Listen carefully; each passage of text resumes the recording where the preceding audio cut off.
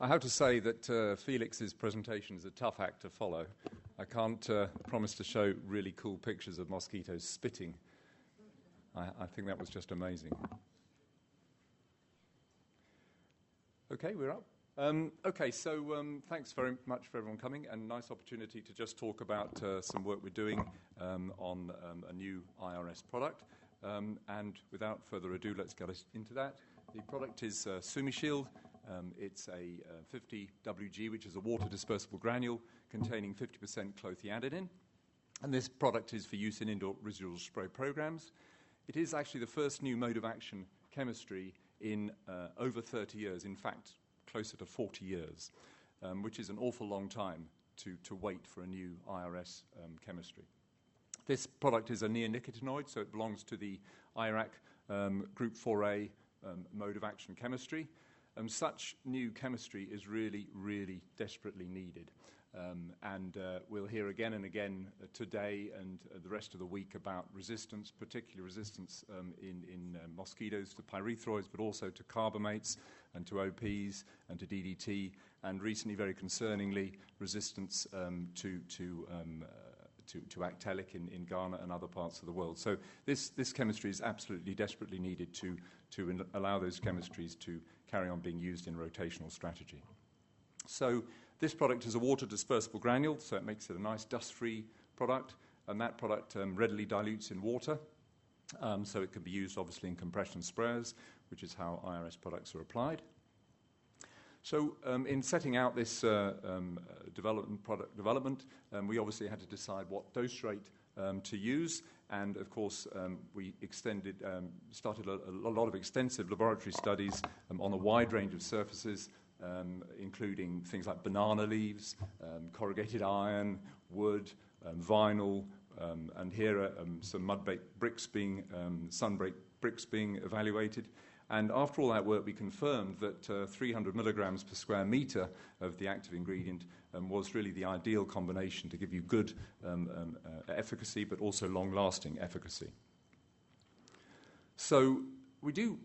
Clothianidin is interesting chemistry because it's not like a pyrethroid. It's not fast-acting, not like a pyrethroid. So we investigated the sublethal effects of SumiShield against Anopheles gambiae. And after exposure to some very low doses on filter paper, which is actually not the ideal substrate for IRS products, we saw some very much reduced lifespan of the mosquitoes, lower fecundity, but importantly, we saw very reduced blood feeding rate, and that kicks in pretty quickly. So we're very pleased to see that this chemistry works like that, because there was some concern that mosquitoes that come into a house and land on a wall and then try and bite someone might actually be able to bite them. But this data, and we're generating some additional data as we go forward, this data is confirming that brief contacts with low levels of SumiShield will prevent mosquitoes biting you pretty quickly. So that's good to know.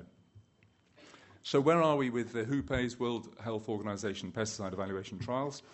Well, phase 1 trials are now complete, and I have to say we've just received a report quite recently, and the 1-year residual activity we've got 1 year's residual activity on concrete, wood, and mud, so we're very, very pleased with those results. We also have phase 2 trials underway in Africa and India, and also phase 3 trials, the village scale trials in Africa and India. So those are all underway. We have some additional studies in other parts of the world, and we are hoping and anticipating a WHO's recommendation in 2017. So I just want to give you a little flavour of the sorts of work we're doing, and here is some work being done by the CSRS group in the Côte d'Ivoire. On the left-hand side, you can see the experimental huts. They have a lovely setup there with 12 huts, which allows you to do 4 control arms, 4 treatments, and a 4 positive control. So that's a really nice replication. And on the right, you see a large number of people in the team. You need a big team to do this. You need sleepers, technicians, and statisticians, and other people to be able to do these trials. And we're very pleased to be working with CSRS. They're a very good and dedicated team, and we're also doing the phase 3 studies with them as well. So we did the applications, of course, using compression sprayer. We fitted it with a control flow valve. And one thing we did here, we weighed the sprayers before and after treatments in the huts. This is a really cool thing to do. It's so obvious, but people haven't done it in the past. And this allows you to very quickly confirm, as we have done here, that your target dose is where it wants to be. So here, we're within 5 or 6% of the target dose. And you know that straight away. You don't have to wait for your filter paper analysis, which can take you weeks to come in. So both treatment arms are very, very close in terms of the amount applied. And due to the slow action that I mentioned before, we took readings daily for 7 days. We also treated ceilings separately. WHO requires ceilings of huts to be treated, and we treated the ceilings separately because it was a bit easier to do that rather than be confined in a hut spraying a ceiling. So here are the ceilings laid up outside, being treated, being sprayed, carried into the huts, and then nailed into the ceilings. So I'm just going to talk you through the data. It's rather hard for me to see this, but I won't try and use maybe I'll try this thing. So we have Kisumu strain here on the left, wild strain on the right, and axis along the bottom running from 1 to 9 months, and then the efficacy or mortality here. First data set I'm going to show is actually knockdown, functional mortality at 60 minutes. And for both Actelic and SumiShield, in both cases, you're actually seeing fairly quick response. So, we're getting 40 or 50%, certainly in the early stages, efficacy in 60 minutes, which is quite encouraging that it works that quickly. If you now look at efficacy after 24 hours, you can see with Kisumu there seems to be a better activity running out to 4 or 5 months, and just under the WHO 80% cutoff for the wild. But this is 24 hours. Just watch what happens when you look at 48 hours, 72, 96, 120. Note the controls are hardly moving. You've got very low control mortality in most cases. 144, and the last count, 168-hour mortality. And you're seeing there that you've got over the 80% threshold right out to 9 months for both Kisumu and wild strain. So we did some additional studies, experimental hut studies, with the CREC group, with Martin Acobetto, and again applied it at the 300 mg dose with the compression sprayer following the standard protocols. And we looked at cone tests and free-flying tests, and again, readings up to 120 hours. And any of you who are familiar with the site, that's the site in CREC, the Covey site. So here's the initial set of data. It's quite a busy slide. The red line is the 80% cutoff. Control mortality is pretty low. And you've got the axis along the bottom out to 8 months.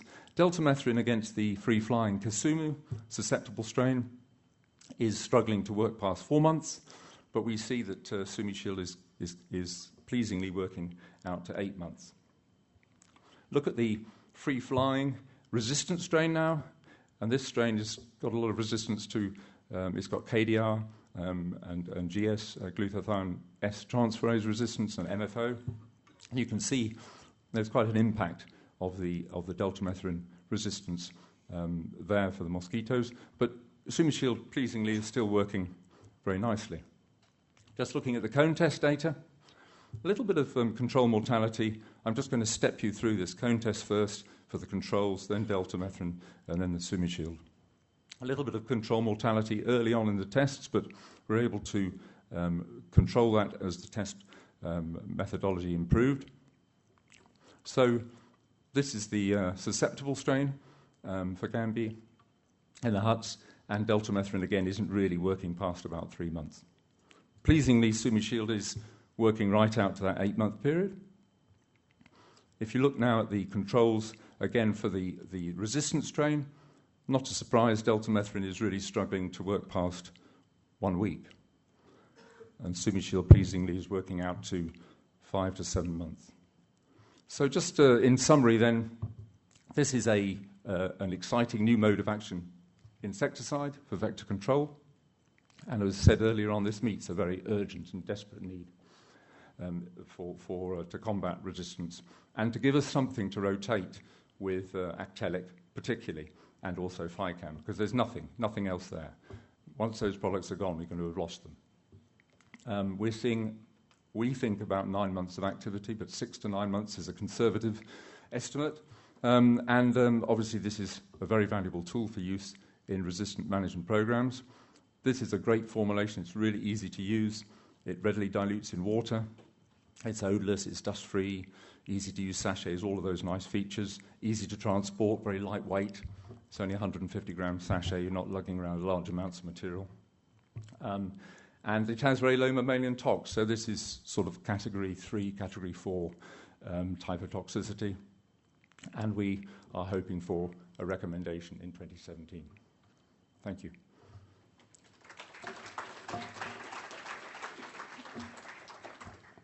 That timer wasn't working.